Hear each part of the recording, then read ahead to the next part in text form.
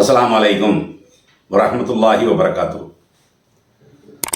அன்பினிய இஸ்லாமிய சொந்தங்களே, 11/3/2024 அன்று இந்த வீடியோ பதிவாக்கப்படுகிறது. 2024 ஆண்டினுடைய சங்கை மிகுந்த ரமதான் மாதத்தை முன்னிட்டு அந்த ரமதான் சம்பந்தமாக அறிந்து கொள்ள வேண்டிய பல தகவல்களை இதுவரை நாம் 14 பகுதிகளாக நமது இம்தி ஆன்லைன் யூடியூப் சேனலில் அப்லோடு செய்திருக்கிறோம். இறைவனுடைய அருளால் இந்த ரமதான் மாதமும் இன்றைக்கு திறந்து விட்டது. இந்த ரமதானுடைய பாக்கியத்தை அல்லாஹ் ஜல்ல ஷானஹு வ தஆலா நம் அனைவருக்கும் வழங்குவானாக என்ற பிரார்த்தனையோடு இந்த பகுதியில் இன்னொரு முக்கியமான மேட்டரை நம்ம அறிந்து கொள்ள வேண்டியது இருக்கிறது. என்ன முக்கியமான மேட்ரு? குறிப்பாக இந்த ரமதான் மாதத்தில் தமிழ்நாட்டினுடைய ஒரு சில இடங்களில் இந்த இரவு தொழுகையில் நீங்கள் போய் பார்த்தீங்கன்னா, அந்த இரவு தொழுகையை நடத்தி வைக்கக்கூடிய இமாம் இருக்கிறார்ல, அவர் என்ன செய்வார்னா திருமறை குரானை பார்த்து என்ன செய்வார்னா அந்த தொழுகையை நடத்தி வைப்பார். பார்க்கறதுனா இப்போ உதாரணம் இந்த சஜிதா பண்ணக்கூடிய இடம் இருக்குல்ல, அந்த இடத்துல ரேகாலியில் இப்படி குரானை வச்சுக்குவாங்க. இப்படி தக்பீர் கட்டிக்கிறாங்களா, அந்த ரேகாலியை பார்த்து என்ன செய்வாங்க, அந்த குரானை பார்த்து இந்த மாதிரி என்ன செய்வாங்கன்னா ஓதுவாங்க. ருக்கு போகக்கூடிய நேரத்தில் அந்த பக்கத்தை திருப்பணம் இல்லை, ருக்கு போகிற நேரத்தில் அந்த பக்கத்தை என்ன செய்வாங்கன்னா திருப்பிக்குவாங்க. அது சஜிதா போகிற நேரமோ ருக்கு போகக்கூடிய நேரமோ. அப்போ இது மாதிரியான நடைமுறைகளில் தமிழ்நாட்டில் ஒரு சில இடங்களில் நம்ம என்ன செய்கிறோம், நம்ம பார்க்குறோம். நம்ம கூட இமாமாக இருக்கக்கூடிய சூழலில் இந்த மாதிரி பார்த்து நம்ம என்ன செஞ்சுருக்கிறோம்னா திருமறை குரானை பார்த்து ஓதிய நம்ம தொலை வச்சுருக்கிறோம். அந்த நேரத்தில் கூட சில சகோதரர்கள் விமர்சனம் பண்ணாங்கன்னா நேரடியாக கேட்டு இது எந்த ஆதாரத்தின் அடிப்படையில் அப்படியெல்லாம் கேட்டிருந்தால் பரவாயில்ல. அவர்களுக்கு அது புதுசாக இருந்திருக்குது பார்வைக்கு. உடனடியாக என்ன செஞ்சாங்கன்னா அது விமர்சனம் பண்ணாங்க. இன்றைக்கி வரைக்கும் அது ஏன் என்னங்கிற காரணத்தை அது கேட்கவும் இல்லை. இப்போ அதை விட்டுருவோம். அப்போ இந்த மாதிரி அடிப்படையில் தமிழ்நாட்டில் ஒரு சில இடங்களில் என்ன செய்கிறாங்க, அந்த திருமறை குரானை பார்த்து இன்னும் சில பேர் என்ன பண்ணுவாங்கன்னா இந்த முன்னாடி அந்த ஃப்ரேம் மாதிரி இருக்கும், அந்த ஃப்ரேமில் இப்படி குரானை வச்சு இப்படி தக்பீர் கட்டி என்ன செய்வாங்க, அதை பார்த்து ஓதி அந்த தொழுகையை நடத்தி வைப்பாங்க. இப்போ இது மார்க்கத்தில் கூடுமா கூடாதாங்கிறது தெரியணும்ல. முதல்ல மார்க்கத்தில் அங்கீகாரம் இருந்தால் தான் நம்ம எந்த ஒரு காரியத்தையும் செய்யணும். தொழுகைங்கிறது இபாதத் சம்மந்தப்பட்ட ஒரு விஷயம் இல்லை. அப்போ இந்த மாதிரியான ஒன்றுக்கு வழிமுறை இருக்குதா அப்படிங்கிறத நம்ம அறிந்து கொள்றதுக்கு முன்னாடி அடிப்படையில் ஒரு விஷயத்தை நம்ம புரிந்து கொள்ளணும். மார்க்கம் இருக்குது பார்த்தீங்களா, அது ரொம்ப ரொம்ப எளிமையானது. ரசூல் ஸல்லல்லாஹு அலைஹி வஸல்லம் அவர்களே சொல்கிறாங்களா, தீனும் யுஸ்ருன், இந்த மார்க்கம் என்பது ரொம்ப ரொம்ப எளிதானது, வலா உஸ்ருன், சிரமமே கிடையாது மார்க்கத்தில். இஸ்லாமிய மார்க்கத்தினுடைய சட்டத்திட்டங்கள் இருக்குல்ல, அது ரொம்ப எளிமையானது, அது சிரமமே இல்லைன்ட்டாங்க. அப்போ சிரமமான ஒரு காரியத்தை நம்மளால் தேர்வு செய்ய வேண்டிய அவசியம் கிடையாது. அதனால தான் திருமறை குரானில் அல்லாவே குரானில் என்ன சொல்கிறான், நீங்கள் 73வது அத்தியாயம் இருக்குல்ல, முஸ்ஸம்மில் என்ற அத்தியாயம், அதில் 20வது வசனத்தை நீங்கள் பார்த்தீங்கன்னா, ஃபக்ரஉ மா தயஸ்ஸர மினல் குரான், குரானில் உங்களுக்கு எது லேசாக இருக்கிறதோ அதை நீங்கள் என்ன செய்யுங்க, ஓதுங்கன்னு இப்படி தான் அல்லாவும் சொல்கிறான். குரானில் உங்களுக்கு எது லேசாக இருக்குதோ அதை நீங்கள் என்ன செய்யுங்க, ஓதுங்க. இது பொதுவான வசனம் இல்லை. இது பார்த்தீங்கன்னா இது தொழுகை சம்பந்தமாக தான் எல்லாம் சொல்லவே செய்கிறான். இரவு தொழுகை நம்ம சொல்கிறோம் பார்த்தீங்களா, அந்த இரவு தொழுகை சம்பந்தமாகத்தான் அந்த வசனமே என்ன செய்யுதுன்னா அந்த சரித்திரத்தை பேசுகிறார். அப்படி பேசுகிற பொழுது ஃபக்ரஉ மா தயஸ்ஸர மினல் குரான், குரானில் உங்களுக்கு எது எளிதாக இருக்கிறதோ அதை நீங்கள் ஓதுங்க. அப்படியே என்ன செய்கிறான் அல்லாஹ் சொல்லும் பொழுது, நம்மளுக்கு எளிதானது என்னது, நம்மளுக்கு இப்போ ஒரு 10 சூறா தான் தெரியும் அப்படின்னு சொன்னால் நம்ம அதையே ஓத வேண்டியதான். ஆர்வத்தில் தான் முழு குரானை முடிக்கணுங்கிற அடிப்படையில் தான் அவங்க ஓதுறாங்க. ஆனால் இந்த ரமதானுடைய இரவு தொழுகையில் முழு குரானை முடிச்சு தான் ஆகணும், அப்படி முடிக்கிற ரசூலுல்லாஹ் வலியுறுத்தி இருக்கிறாங்களா இல்லையாங்கிறத நம்ம என்ன செஞ்சுருக்கிறோம், ஏற்கனவே இந்த பகுதிகளில் ஒரு பகுதியாக நம்ம அதையும் போட்டிருக்கிறோம். ஆனால் ஒரு ஆர்வத்தில் தானே இப்படி ஓதுறாங்க. ஆர்வத்தில் இப்படி ஓதனாலும் அதுக்குன்னு அவர்கள் கொஞ்சம் சிரமப்பட வேண்டியது இருக்குல்ல, ரொம்ப கவனம் தவறாமல் அப்படி இருக்கணும்ல. சில பேர் இப்படி ஓதிக்கிட்டே இருப்பாங்களா, ஃபேன் வேறு போட்டிருப்பாங்க, டக்குன்னு பேப்பர் மாறி போச்சுன்னு வைங்களேன், அப்படி தடுமாறிடுவார். ஏன்னா அவருக்கு மனப்பாடத்தில் இருக்காதுல்ல, பார்த்து ஓதிக்கிட்டே இருப்பாங்க. அப்போ திடீர்னு ஃபேனு அந்த பேப்பர் மாறும்போது என்னென்னா ஒரு தடுமாற்றமெல்லாம் ஆயிரும். அதுக்கப்புறம் நல்லா ஓதிட்டு இருப்பாங்க, திடீர்னு பார்த்தீங்கன்னா இறண்டு போகும்போது என்ன செஞ்சோம்னா அவர் தடுமாறிடும். அதை சாதாரணமாக நிறுத்தும் போது அதுக்குன்னு ஒரு யதார்த்தம் இருக்குல்ல, அந்த மாதிரி நிறுத்துறதுக்கும் தடுமாறி நிறுத்துறதுக்கும் ஒரு வித்தியாசம் இருக்கிறது. அப்போ அது மாதிரியான ஒரு சூழ்நிலையெல்லாம் இதில் ஏற்படத்தான் செய்கிறது. அப்படியெல்லாம் ஏற்படுது பார்த்தீங்களா. அப்போ நாம் என்ன செய்யணும்னா, அல்லாவே குரானில் இப்படி சொல்லியிருக்கிறான்ல, நீ அவ்வளோ சிரமப்படுறேங்கிற மாதிரி உனக்கு ரொம்ப நேரம் தொழுகணுங்கிற எண்ணம் இருந்தால் கூட அதை சின்ன சூறாவே திருப்பி ஓத வேண்டியதான். உதாரணமாக குல் ரப்பில் ஃபலக் ரப்பின் நாஸ் தான் உங்களுக்கு தெரியுது, குல் ஹுவல்லாஹ் தான் உங்களுக்கு தெரியுது.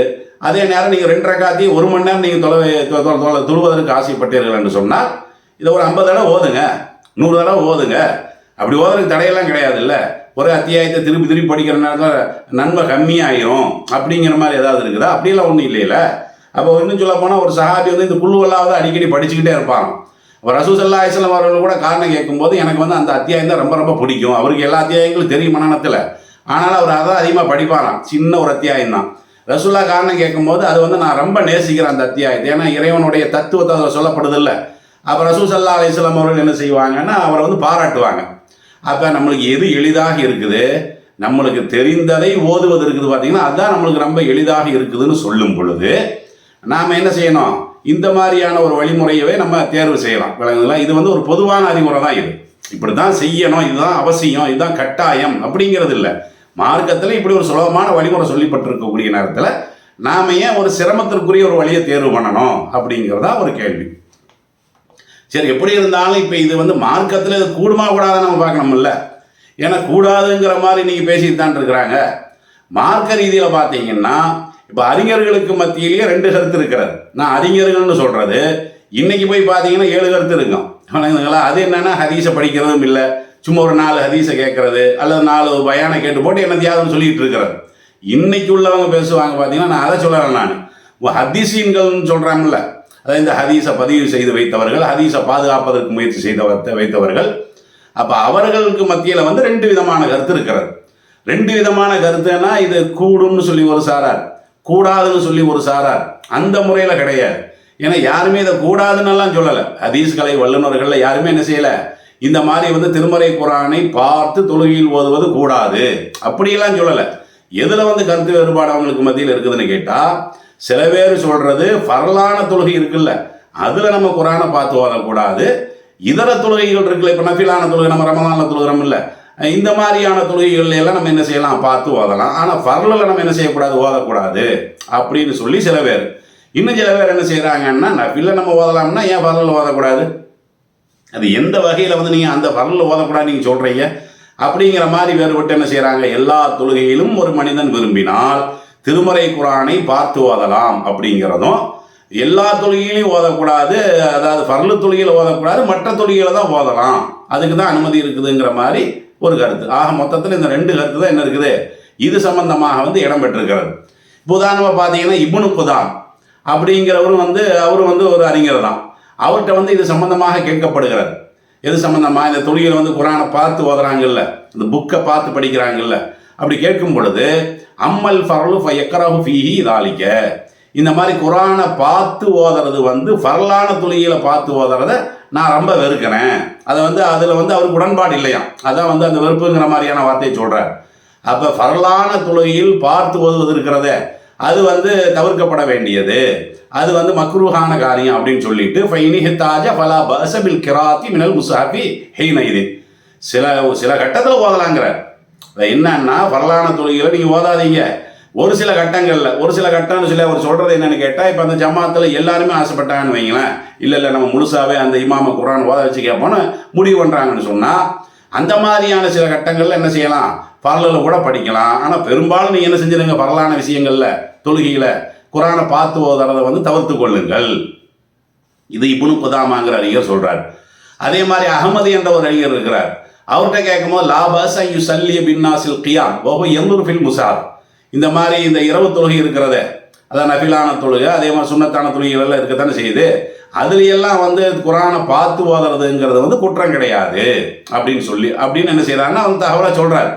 அப்போ அவர்கிட்ட கேட்குறாங்க, கீழே லஹு ஃபில் ஃபரீலா, அப்போ ஏன் ஃபர்லான தொழுகையிலையும் ஓதக்கூடாது, நீங்கள் தான் சுன்னத்தான தொழுகை நஃபிலான தொழுகையிலையெல்லாம் குரானை பார்த்து ஓதுறது கூடுன்னு தானே சொல்கிறீங்க, ஃபர்ல ஏன் கூடாதுன்னு சொல்கிறீங்கிற மாதிரி கேட்கும் பொழுது அவர் சொல்கிறாரு, ஆமாம் கூடாது, ஏன்னா லம் அஸ்மா ஃபீஹி ஷையன், அந்த ஃபர்லான தொழுகையில் ஓதுவதை போல எந்த விதமான தகவலும் நான் கேள்விப்படலைங்கிறார். அதாவது இவர் கேள்விப்படல, என்ன கேள்விப்படலைன்னா ஃபர்லான தொழுகையில் வந்து இந்த குரானை பார்த்து ஓதுவதற்கு அனுமதி இருக்குது அப்படிங்கிற மாதிரியான அந்த தகவலை வந்து அவர் கேள்விப்படலைங்கிறார். அதனால் ஃபர்லான தொழுகையை விட்டுட்டு நீங்கள் என்ன செய்யுங்க, இந்த மாதிரியான நஃபிலான தொழுகைகளில் வேண்டுமானால் நீங்கள் பார்த்து ஓதலான்னு சொல்லி யார் சொல்கிறா, அகமது அப்படிங்கிற இமாம் சொல்கிறாங்க. நிறையா கருத்துக்கள் இதே மாதிரி சொல்லிகிட்டே போகலாம். நவி இமாம் கூட என்ன செஞ்சிருக்கிறாங்கன்னா, இந்த மாதிரி யாராவது குரானை பார்த்து தொழுகையை நடத்தி வைத்தார்கள் என்று சொன்னால் லம் துபுத்திலோ, அந்த தொழுகை வந்து என்ன செய்யாது, பாத்திலெல்லாம் ஆகாது, தொழுகையெல்லாம் கூடுமானது தான் அப்படின்னு சொல்லி அறிஞர்கள் என்ன செய்கிறாங்கன்னா, இந்த ரெண்டு கருத்தில் என்ன செய்கிறாங்க, மாறி மாறி தங்களுடைய கருத்துக்களை வந்து வெளிப்படுத்துகிறாங்க. சரி, இப்போ இதில் வந்து எந்த இதை வந்து மையமாக வச்சு இவங்க சொல்கிறாங்கன்னு நம்ம புரியணும் இல்லை. அந்த இமாம் அப்படி சொல்கிறாரு, இந்த இமாம் இப்படி சொல்கிறாருன்னா அவங்க சொல்கிறது நம்மளுக்கு ஆதாரமாயிருமா?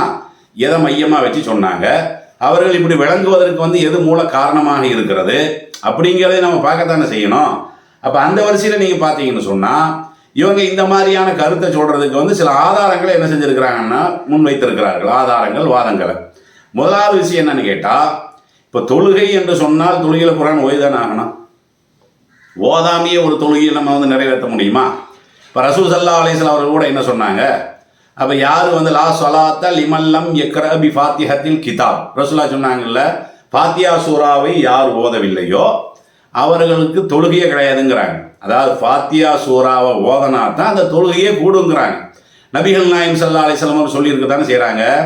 அப்போ ஒருத்தனுக்கு வந்து இப்போ என்ன செய்யலான்னா, அவனுக்கு மனப்பாடத்தில் ஒன்றுமே தெரியல, அதே நேரம் பார்த்து ஓதுறான். அப்படிங்கும் பொழுது ஏதாவது ஒரு வகையில் அவன் ஓதித்தான் ஆகணும். அல்லாஹ் வந்து ஓதுமாறு தானே அல்லாஹ் குரானில் சொல்கிறான். நபிகள் நாயகம் ஸல்லல்லாஹு அலைஹி வஸல்லம் அவர்கள் குறைஞ்சபட்சம் ஃபாத்தியா அதில் அவசியமாக வேணும்னு சொல்லத்தானே செய்கிறாங்க. அப்போ ஃபாத்தியா சூராவை வந்து பார்த்து தான் ஒரு மனிதனுக்கு ஓத தெரிகிறது என்று சொன்னால், அப்போ பார்த்து ஓதுறது இப்போ என்ன தப்பு இருக்குது? அதான் நபிகள் நாயகம் ஸல்லல்லாஹு அலைஹி வஸல்லம் அவர்கள் வலியுறுத்தி தான் இருக்கிறாங்க அப்படிங்கிற ஒரு வாதத்தையும் என்ன செய்கிறாங்க, இந்த விஷயத்துக்கு எடுத்து வைக்கிறாங்க. இதெல்லாம் சொல்ல போனால் நியாயமான வாதங்கள் தான். அதே மாதிரி அவர்கள் எடுத்து வைக்கக்கூடிய ஆதாரங்களில் மெயினான ஆதாரம் என்னன்னு கேட்டால், அன்னை ஆயிஷா ரலியல்லாஹு அன்ஹா அவர்கள் இருக்காங்கல்ல, அவங்களுக்கு வந்து தக்வான் என்ற ஒரு அடிமை இருந்தார்கள். அந்த அடிமையை வந்து அவங்க உரிமையை இட்டுட்டாங்க. அப்போ அந்த அடிமை என்ன செய்வாங்கன்னா, இவர்கள் வந்து இமாமாக இந்த இதே ரமதான் மாதத்தினுடைய இரவு தொழுகையில் இமாமாக என்ன செய்வாங்க, அந்த தக்வானை போட்டு பின்னாடி இவங்க என்ன செய்வாங்கன்னா அவங்கள பின்பற்றி தொழுவாங்க. அதாவது அடிமையை பின்பற்றி தொழுவாங்க. அதனால தான் இதில் வந்து இமாமத்துல் அப்து வல் மௌலாங்கிற பாடத்திலே கொண்டு வர்றாங்க. அதாவது எஜமானும் அதே மாதிரி அடிமையை வந்து இமாமாக முன்னிறுத்தி பின்பற்றுவதும் அப்படிங்கிற தலைப்பிலே என்ன செய்கிறாங்கன்னு கேட்டால், ஃபத்ஹுல் பாரியில் கூட நீங்கள் இதை பார்க்கலாம். 2வது அத்தியாயத்தில் 2வது பகுதியில் 217வது பக்கத்தில். அப்போ அதில் தான் இந்த செய்தியை கொண்டு வர்றாங்க. என்ன கொண்டு வர்றாங்க, இந்த மாதிரி அன்னை ஆயிஷா ரலியல்லாஹு அன்ஹா அவர்கள் காணத்த ஆயிஷா உம்முஹா அபுதுஹா தக்வான் மினல் முஸஹபி, அன்னை ஆயிஷா ரலியல்லாஹு அன்ஹா அவர்களுக்கு வந்து அவர்களுடைய அடிமை என்ன செஞ்சாரு, தொலை வைத்தார். அந்த அடிமை போய் முன்னே நிற்கிறாங்க பாருங்க. அதெல்லாம் இஸ்லாமிய மார்க்கத்தினுடைய தனிச்சிறப்பு. அடிமையை மனுஷனாகவே பார்க்க மாட்டான். ஆனால் இஸ்லாம் வந்து எந்த அளவுக்கு கண்ணியம் கொடுத்துருக்குங்கிறது இதில் நம்மளுக்கு தெளிவாக என்ன செய்யுது, தெளிவாக தெரியுது. அப்போ ஆயிஷா ரலியல்லாஹு அன்ஹா அவர்கள் வந்து தக்வானை முன்னிறுத்தி அவரை இமாமாக்கினாங்க. அவர் என்ன பண்ணார், தொழுகையில் அவர் வந்து தொழுகையில் பார்த்து ஓதினாரு அப்படிங்கிற இந்த தகவல் வந்து அபி முலைக்கா அப்படிங்கிறவங்க அறிவிக்கக்கூடிய செய்தியாக என்ன இருக்கிற ஏற்கனவே குறிப்பிட்ட அந்த எண்ணில் இருக்கிறது. அப்போ அன்னை ஆயிஷா ரலியல்லாஹு அன்ஹா அவர்கள் நபிகள் நாயகத்தினுடைய மனைவி தானே, அவங்களே வந்து திருமறை குரானை பார்த்து ஓதுவது வந்து அங்கீகரிச்சுதான் இருக்கிறாங்க. அப்போ ரசூல் ஸல்லல்லாஹு அலைஹி வஸல்லம் அவர்கள் அதற்கு எதிரான கருத்துக்கள் ஏதாவது சொல்லியிருந்தால் அன்னை ஆயிஷா ரலியல்லாஹு அன்ஹா அவர்கள் இந்த மாதிரி ஏதாவது வந்து அங்கீகரிச்சிருப்பாங்களா? அதனால் நபிகள் நாயகத்தினுடைய மனைவியனுடைய நடவடிக்கை அதற்கு என்ன இருக்குது, சான்றாக இருக்குது. அப்படிங்கிறதெல்லாம் வைத்து கொண்டு தான் இவங்க என்ன செய்கிறாங்க, இந்த மார்க்கறிஞர்கள் இந்த கூடுங்கிற விஷயத்தில் 2 கருத்தில் இருக்கிறாங்க. ஆனால் அந்த 2 கருத்துலையும் அவங்க இருக்க வேண்டியது இல்லை. கூடுன்னா அது பரலையும் கூடும் தான், கூடுன்னா அது வந்து நஃபிலையும் கூடும் தான், கூடுன்னா அது சுன்னத்தான தொழுகையிலையும் கூடும் தான். இந்த தொழுகையில கூடாது, இந்த தொழுகையில கூடுங்கிறது வந்து அந்த பிரிக்கிறாங்கல்ல, அந்த பிரிக்கிறது வந்து அது வந்து தேவையற்றது. ஏன்னா இப்னு அப்பாஸ் ரலியல்லாஹு அன்ஹு அவர்கள் இருக்காங்க பார்த்தீங்களா, அவங்கள்ட்ட வந்து இது சம்பந்தமாக என்ன செய்கிறாங்கன்னா கேட்குறாங்க. இப்போ நான் சொல்கிறது எல்லாமே அந்த ஃபத்ஹுல் பாரி இருக்குல்ல, அது சஹீஹுல் புகாரினுடைய சரகுலையும் இருக்கிறது, ஃபத்ஹுல் பாரிலையும் இருக்கிறது.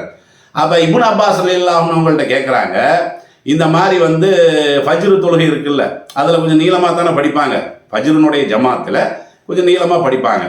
அப்படி படிக்கக்கூடிய நேரத்தில் திடீர்னு தப்பாய் போயிடுது. ஏன்னா பெருசாக படிக்கிறதுனால ஏதாவது வார்த்தைகள் என்னது தப்பாய் போகிறது, இல்லைன்னா மறந்து போகுது. அப்படிங்கும் பொழுது அப்போ வந்து நம்ம வந்து அந்த ஃபஜ்ரு தொழுகையில் என்ன செய்யலாமா, குரானை வந்து பார்த்து ஓதலாமான்னு சொல்லி யார்கிட்ட கேட்குறாங்க, இப்னு அப்பாஸ் ரலியல்லாஹு அன்ஹு அவர்கள்ட்ட கேட்குறாங்க. இவங்கெல்லாம் யாருன்னா தப்சீர் கலையில் சிறந்தவர்கள், நபிகள் நாயகம் ஸல்லல்லாஹு அலைஹி வஸல்லம் அவர்களால் முன்னிறுத்தப்பட்டவர்கள். இந்த குரானுக்கு விளக்கம் சொல்றதுல எல்லாம் முன்னிறுத்தப்பட்டவர்கள் தான் இவங்க. அப்போ இவங்கள்ட்ட இந்த கேள்வி கேட்கும் பொழுது இப்னு அப்பாஸ் ரலியல்லாஹு அன்ஹு அவர்கள் என்ன சொல்கிறாங்க, அதாவது ரமதானுடைய இரவு தொழுகையில் வந்து இந்த மாதிரி குர்ஆனை பார்த்து ஓதுதல் என்பது கூடுமானது தானே. அப்போ அது கூடுமானதுன்னா ஏன் வந்து ஃபஜ்ரில் பார்த்து ஓதுறது வந்து ஏன் கூடாது? அதனால் அது வந்து உங்களுக்கு நஃபில்லையும் கூடும், அதே மாதிரி ஃபர்லுலையும் கூடும் அப்படின்னு சொல்லி இப்னு அப்பாஸ் ரலியல்லாஹு அன்ஹு அவர்களே என்ன செஞ்சுருக்கிறாங்க, சொல்லியிருக்கிறாங்க. அதனால் இந்த ரெண்டு கருத்தில் இருக்கிறாங்கல்ல, கூடுன்னு சொல்லக்கூடியவர்களை ஃபர்லில் வந்து அதை படிக்கக்கூடாது, இதர தொழுகைகளில் தான் படிக்கலாம் அப்படிங்கிற கருத்தில் இருக்கிறாங்கல்ல, அவர்கள் கூட தங்களுடைய கருத்தை மாற்றிக்கொள்ள வேண்டியதான். ஏன், நம்ம எல்லாத்தையும் விட சிறந்தவர்கள் சஹாபாக்கள். அப்போ சஹாபாக்களே வந்து இதை அங்கீகரித்து தான் இருக்கிறாங்க. அப்படிங்கும் பொழுது இதில் நம்ம ரெண்டு கருத்து அவசியமே கிடையாது. இதுலேயும் ஒத்த கருத்துக்கே நம்ம வந்துடலாம். அதாவது இது கூடாது அப்படிங்கிறது வந்து யார்ட்டையுமே இது கூடாதுங்கிற கருத்து இல்லை, கூடுங்கிறது தான். கூடும் அப்படின்னு சொல்கிறதுல ரெண்டு கருத்தில் இருக்கிறாங்கல்ல. அப்போ அவர்களுக்கு இந்த செய்தி கூட என்ன செய்யலாம்னா, அவர்கள் பார்க்காமல் இருந்திருக்கலாம், கிடைக்காமல் இருந்திருக்கலாம், புரியாமல் இருந்திருக்கலாம். அப்போ இந்த தகவலெல்லாம் கிடைக்கும் பொழுது நம்ம வந்து இப்போ ஒரு நிலைக்கு நம்மளுக்கு வர முடியுது பார்த்தீங்களா. அதே நேரம் இன்னொரு விஷயத்தையும் நம்ம புரிந்து கொள்ளணும். இப்போ வந்து தனியாக தொழுகிறதுன்னு ஒன்று இருக்கிறது, ஜமாத்தாக தொழுகிறதுன்னு ஒன்று இருக்கிறது. இப்போ நான் தனியாக நின்று தொழுதுன்னு வைங்களேன், நான் வந்து குர்ஆனை பார்த்து என்ன செய்யலாம், படிக்கலாம். அதே மாதிரி ஜமாத்துக்கு வந்து நான் வந்து இமாமா நிற்கிறேன்னு வைங்களேன், அந்த நேரத்தில் நானாக சுயமாக முடிவு செய்யக்கூடாது. ஏன்னா ஜமாத்துன்னு வரும் பொழுது அந்த ஜமாத்தினுடைய அதிகாரத்துக்கு உட்பட்டால் தான் அது. இப்போ அந்த ஜமாத்தில் வந்து நீங்கள் குர்ஆனை பார்த்து படிக்கலாம் என்று ஜமாத் அனுமதி கொடுத்தால் படிக்கலாம். இல்லை ஜமாத் அனுமதி கொடுக்கலன்னு வைங்களேன், ஏன் மார்க்கத்தில் இதுக்கு அனுமதி இருக்குன்னு கேட்கக்கூடாது. ஏன்னா ஜமாத்துங்கிறது வந்து ஒரு ஜமாத்து நடத்துறது தானே. அப்போ அந்த ஜமாத்தினுடைய நிர்வாகிகள் வந்து அவர்கள் இதை விரும்பலைன்னு சொன்னால் நம்ம என்ன செய்யலாம், அதை வந்து தவிர்த்து கொண்டு சாதாரணமாக தெரிந்த அத்தியாயங்களை நம்ம படிக்கலாம். இது கூட ஆதாரம் என்ன அப்படின்னு பார்த்தீங்கன்னா, இப்போ இப்னு அப்பாஸ் ரலியல்லாஹு அன்ஹு அவர்கள் தான் இந்த செய்தியும் சொல்கிறாங்க. எப்படி சொல்கிறாங்கன்னு கேட்டால், நஹானா அமீருல் முஃமினீன் உமர் ரலியல்லாஹு அன்ஹு அவர்கள், உமர் ரலியல்லாஹு அன்ஹு அவர்கள் வந்து ஆட்சியில் இருந்தாங்கல்ல. அப்போ உமர் ரலியல்லாஹு அன்ஹு அவர்கள் தடுத்தார்கள், அன்ய உம்முன் நாஸபில் முஸஹபி, குர்ஆனை பார்த்து ஓத வைத்து இமாம செய்வதை உமர் ரலியல்லாஹு அன்ஹு அவர்கள் தடுத்தார்கள். அவங்க அதிகாரியாக இருக்கிறதுனால அவர் என்ன செய்கிறாருன்னா, இந்த மாதிரி நீங்கள் பார்த்தெல்லாம் ஓதி வந்து தொழு வைக்க வேணாம் அப்படின்னு சொல்லி தடுத்தாங்க. அதே மாதிரி நஹானா ஐய உம்முனா இல்லல் முஹ்தலம், பருவ வயதை எட்டாதவர்கள் இருக்காங்கல்ல, அவங்க இமாமா நிற்கக்கூடாது. ரெண்டு விஷயத்துக்கு தடை போடுறாங்க. ஒன்று என்னன்னா, இந்த சின்ன பையனையெல்லாம் முன்னாடி நிறுத்தி வச்சு தொலை வைக்கக்கூடாது. பருவ வயது வராத பையன்கள் இருக்காங்கல்ல, அவங்கள போட்டு இமாமாக்கி அவங்களுக்கு பின்னாடி நம்ம நின்று தொழுகிறதெல்லாம் இருக்குல்ல, அதெல்லாம் நம்ம இந்த ஆட்சியில் வந்து நீங்கள் அதெல்லாம் செய்யக்கூடாது. ரெண்டாவது என்னன்னு கேட்டால், குர்ஆனை பார்த்து ஓதி நீங்கள் தொலை வைக்கக்கூடாது அப்படின்னு சொல்லி இப்னு அப்பாஸ் ரலியல்லாஹு அன்ஹு அவர்கள் என்ன செய்கிறாங்க, இதை வந்து உமர் ரலியல்லாஹு அன்ஹு அவர்கள் இப்படி கட்டளை போட்டதாக சொல்கிறாங்க. இப்போ உங்களுக்கு பார்த்தீங்கன்னா, அன்னை ஆயிஷா ரலியல்லாஹு அன்ஹா அவர்களுடைய சம்பவம் இருக்குல்ல, அதுவும் உமர் ரலியல்லாஹு அன்ஹு அவர்களுடைய சம்பவம் நேர்முரணாக இருக்குது. இப்போ அன்னை ஆயிஷா அவர்கள் வந்து அவங்க முன்னாடி நிறுத்தி தொழுதுருக்கிறாங்கன்னு வருது. அதாவது இமாமாக நிற்கக்கூடிய நேரத்தில், தக்வா நிற்கக்கூடிய நேரத்தில் அவர் பார்த்துவதனால அதை பின்பற்றி அன்னை ஆயிஷா தொலை வச்சாங்கன்னு, அன்னை ஆயிஷா பின்பற்றி தொழுதான்னு இருக்கு. இது என்னன்னா தடை போட்டாங்கன்னு இருக்கு. இது வந்து நம்ம முரணாக விளங்க வேண்டிய அவசியம் இல்லை. ஏன்னா இது வந்து இந்த உமர் ரலியல்லாஹு அன்ஹு அவர்கள் இருக்காங்கல்ல, அவங்க வந்து ஆட்சியில் இருக்கிற காரணத்தினால் அவங்கள்ட்ட தானே பவர் இருக்குது, அதிகாரம் இருக்கக்கூடியவர்கள். அது வந்து தேவையில்லைன்னு அவங்க நினைக்கிறாங்க. வேணாம், என்னுடைய ஆட்சியில் இது தேவையில்லை. ஏன்னா சில விஷயங்களில் வந்து இந்த மாதிரியான விஷயங்களை பொறுத்த வரைக்கும் இந்த அனுமதியை வந்து கரெக்டாக பயன்படுத்த மாட்டாங்க. நீங்கள் கூட நடைமுறையில் நீங்கள் பார்க்கலாம். இந்த அனுமதி இருக்குது. இப்போ உதாரணமாக சவுதியில் பார்த்தீங்கன்னா, அது சவுதியா எங்கேன்னு தெரியாது, ஆனால் பல வீடியோக்கள் இருக்கிறது. இப்போ இமாம் என்ன செய்வார்னா ஓதிட்டு இருப்பார். அவர் சாதாரணமாக நின்று ஓதிட்டு இருப்பார். அவரை பின்பற்றி தான் இவர் நின்று தொழுவார். இவர் என்ன செய்வாருன்னா, கையில் ஒரு சின்ன குர்ஆனை வச்சு இப்படி பார்த்துட்டு இருப்பார். யாரு பின்பற்றி இந்த முக்குத்ததியா இருக்கிறாருல்ல, பின்பற்றாருல்ல. அப்போ இவர் என்ன செய்வாருன்னா, இமாம அவர் ஓதிட்டு இருப்பார், இவர் உட்காந்து இப்படி குர்ஆன் என்ன செய்வார்னு பார்த்துட்டு டெஸ்ட் பண்ணுறாராம், அவர் கரெக்டாக படிக்கிறாரா என்னங்கிறதெல்லாம். அப்போ கேட்டால் இது தப்பான அவர் கேட்கறது. இதெல்லாம் தேவையில்லாத ஒரு விஷயம் வரத்தானே செய்யுது. அப்போ ஆளாளுக்கு இப்படி குர்ஆனை தூக்கி கையில் வச்சுக்கிறது அனுமதி தான் அப்படிங்கிற மாதிரி ஆளாளுக்கு நின்று இருந்தா அது ஜமாத்து பார்க்கறதுக்கு அவ்வளோ நல்லா இருக்காதுல்ல. அது இப்போ இன்னைக்கு கூட நீங்கள் பார்க்குறீங்க. ஏன்னா இன்னைக்கு கூட இது அனுமதி அப்படிங்கிற காரணத்தினால தொழுகையினுடைய சுண்ணத்துகளையெல்லாம் விட்டுறாங்க. நல்ல விளங்கி கொள்ளணும். திருமறை குர்ஆனை பார்த்து நீங்கள் ஓதுவதாக இருந்தால் அந்த தொழுகையினுடைய செயல்பாடு இருக்குல்ல, தொழுகையினுடைய செயல்பாடுன்னா என்ன, ரெண்டு கைன்னு இந்த தக்பீர் கட்டுறோம் இல்லை, நெஞ்சில் கட்டுறோம் இல்லை, இது வந்து அப்படியே தான் இருக்கணும். ஆனால் சில பேர் என்ன செய்வாங்க, குர்ஆனை பார்த்து ஓதற்கு அனுமதி இருக்குது அப்படிங்கிற அடிப்படையில் இப்படி இந்த கையில் சின்ன குர்ஆனை வச்சுக்குவாங்க, இப்படி வச்சு இப்படி ஓதுறது. இதுக்கு அனுமதி கிடையாது. ஏன்னா இது தொழுகை முறைக்கே மாற்றமாக இருக்குது. தொழுகையினுடைய முறை மாறக்கூடாது. அதே நேரம் இப்போ ருக்கு போகக்கூடிய நேரத்தில் இந்த குர்ஆனை நம்ம புரட்டுறோம் இல்லை, அந்த இடத்துல நம்மளுக்கு எந்த விதமான செயலும் இல்லை. நம்ம குரானை ஓதனம் பார்த்தீங்கன்னா அது அத்தியாவசிய தேவைங்கிற அடிப்படையில் அந்த இடத்துல புரட்டுறதே தவிர அந்த மாதிரி அத்தியாவசிய தேவைக்கு சில செயல்பாடுகளை வந்து மார்க் அனுமதிச்சிருக்குல்ல. இப்போ எறும்பு வந்து விரட்டுறது, மண் இருந்துச்சுன்னா தட்டி விடுறது, இது அதே மாதிரி அத்தியாவசியத்துக்கு நம்ம சொரியணும். அப்போ இதுலையெல்லாம் மார்க் வந்து தலையிட்டு அதை செய்யாதுன்னு சொல்லாதில்ல. அதே மாதிரி இப்போ ஒரு ஆள் கீழே வைத்திருக்கிறார் என்று சொன்னால் அவருடைய தொழுகை வந்து எப்பவுமே இருக்கிற மாதிரி சாதாரணமாக தான் இருக்குது. இன்னும் சில பேர் என்ன செய்வாங்கன்னா அப்போ சஜிதா பண்ணக்கூடிய இடத்துல பார்க்கணுன்னு தானே இருக்குது அப்படிங்கிற மாதிரியான தகவலெல்லாம் என்ன செய்வாங்க சொல்லுவாங்க. அதாவது நம்ம தக்பீர் கட்டிட்டா சஜிதா பண்ணுற இடத்த இப்படியே பார்த்துட்டு இருக்கணுமா, வேற எங்கேயுமே பார்க்கக்கூடாதாம். அப்படியான ஹதீஸ் எல்லாம் கிடையாது. அப்படி ஹதீஸ் இருப்பதாக நினைத்து கொண்டு இவங்க என்ன வாதத்தை எழுப்புறாங்கன்னா, அப்போ குரானில் பார்க்குறீங்க, சஜிதா பண்ணக்கூடிய இடத்தையா பார்க்குறீங்கனால என்ன செய்யறது, அது தேவையில்லாத வாதம் பண்ணுறது. இதெல்லாம் போய் அந்த இப்னு அப்பாஸ் ரலியல்லாஹு அவங்கள்ட்ட கேட்கணும், அன்னை ஆயிஷா ரலியல்லாஹு அன்ஹா அவங்கள்ட்ட கேட்கணும். இதெல்லாம் நம்ம ஹதீஸ் ஒன்று இருக்குதுங்கும் போது அதில் போட்டு சர்ச்சையெல்லாம் பண்ணிட்டு இருக்கக்கூடாது. நம்மளுக்கு தோணுவதையெல்லாம் போட்டு தடுத்துக்கிட்டா இருக்க முடியும். ரெண்டாவது, ரசூல் ஸல்லல்லாஹு அலைஹி வஸல்லம் அவர்கள் என்ன செஞ்சிருக்கிறாங்க, அவர்கள் தொலை வைக்கக்கூடிய நேரத்தில் அவர்களுடைய கண்கள் இருக்கிறது அதை இப்படித்தான் திரும்பக்கூடாது, இப்படி திரும்பக்கூடாதே தவிர நம்மளுடைய கண் பார்வை இப்போ அங்கேயும் பார்த்துன்னு வைங்களேன், அதெல்லாம் குற்றம் கிடையாது. ரசூல் ஸல்லல்லாஹு அலைஹி வஸல்லம் அவர்கள் ஓதும் பொழுது அதான் அமைதியாக நிற்கிறாங்க, சத்தம் போடாத தொழுகை இருக்குல்ல, அப்படி அவர்கள் நிற்கக்கூடிய நேரத்தில் தாடை மட்டும் அதான் மௌனமாக என்ன செய்வாங்க, அல்ஹம்துலில்லாஹி ரப்பில் ஆலமீன் படிக்கிறோம்ல. அப்போ தாடி அவர்களுக்கு நிறையா இருந்ததுனால பின்னாடி இருக்கக்கூடிய சஹாபாக்கள் அந்த தாடி ஆடியதை நான் பார்த்தேங்கிறாங்க. அவரும் ரசூலா பின்பற்றி தான் தொழுகிறார். அப்படி தொழுகும் பொழுது ரசூலா அவனுடைய தாடையை பார்த்துருக்காங்க பாருங்க. அப்போ இப்படியெல்லாம் நம்ம கேள்விப்படத்தானே செய்யறோம், ஹதீஸில் இருக்கத்தானே செய்யுது.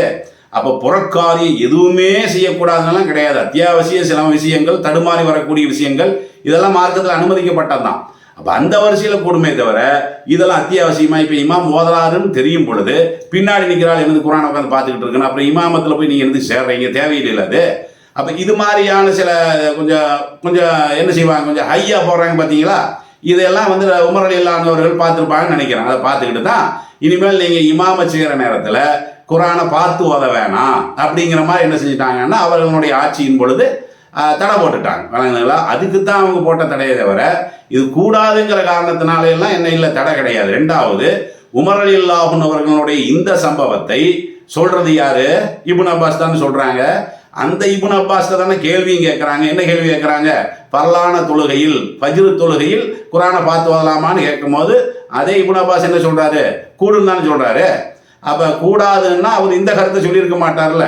அப்போ இவங்க தடுத்த காரணம் வேற, ஹதீஸில் அனுமதி இருக்கிறது வேற அப்படிங்கிறது இப்னு அப்பாஸ் தெளிவாக புரிஞ்சுதான் இருக்கிறாங்க.